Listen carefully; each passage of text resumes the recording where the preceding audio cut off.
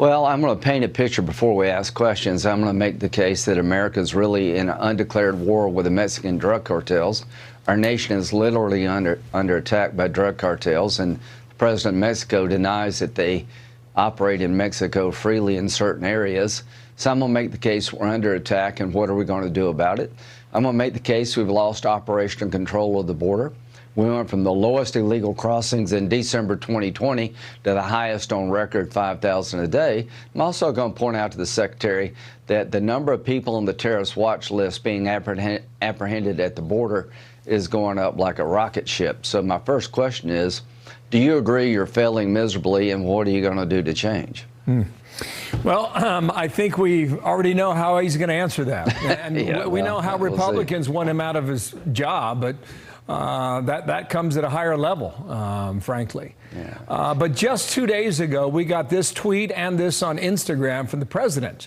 His official account said MAGA House Republican proposals would slash funding for border security, a move that could allow nearly 900 pounds of fentanyl into our country.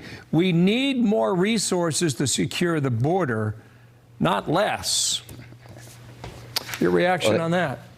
Here's my reaction. If you believe whatever problems the House Republicans may have, being soft on immigration is not one of them.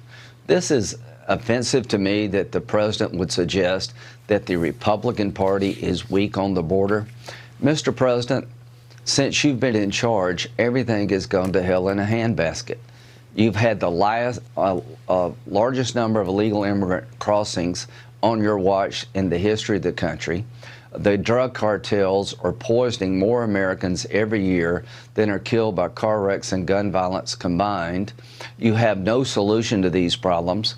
You withdrew from Afghanistan, and General Corelli, the CENTCOM commander, said within 6 months, ISIS members in Afghanistan can attack America without warning, and one of the easiest ways to do that is come through a broken border. So this is an effort to deflect that will fall flat.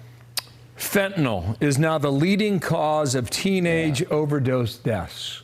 Look at this number here. Between 2010 and 2021, the number of adolescent deaths from black market fentanyl grew by 20-fold to 884 in 2021.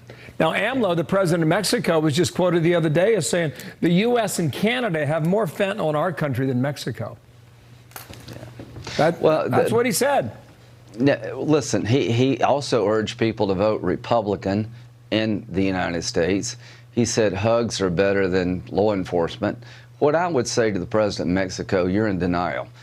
You denied a statement by Secretary Blinken where he acknowledges that parts of Mexico under drug cartel control, not yours, Mr. President of Mexico.